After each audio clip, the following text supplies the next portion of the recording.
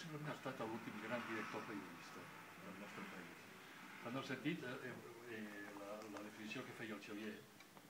era abans de l'arribada dels directors gestors. Jo amb això diria que el Xavier és un home moderat, perquè també és un home assenyat i també treballa a La Vanguardia, i les de La Vanguardia tenen aquestes característiques. Jo crec que el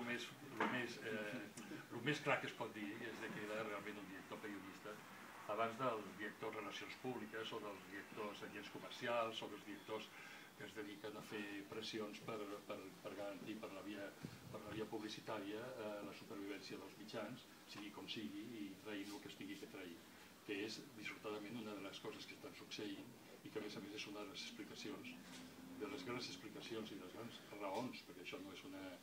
jo diria, és una opinió meva, però jo diria que és un gran fet que està allunyant a la gent dels diaris i de molts mitjans de comunicació. Tristan era un home compromès, no era un home partidista, era un home que tenia aquesta opció per al sentit democràtic i possiblement també tenia l'avantatge que no estava presoner de les mesquineses perquè venia, com tu, del tema del periodisme internacional. No era fàcil fer tampoc el periodisme internacional després de la guerra, perquè vull dir, els vencedors d'aquí, els guanyadors, també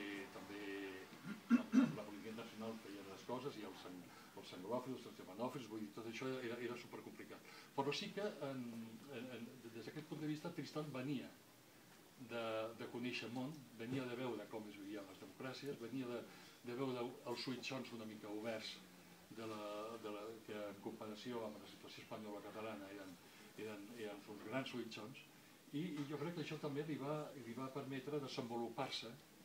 amb molta coherència, li va permetre créixer en el que podríem anomenar les seves virtuts d'una mica d'home reflexiu i d'home pensador. Perquè jo diria que també que en el cas del diari de Barcelona,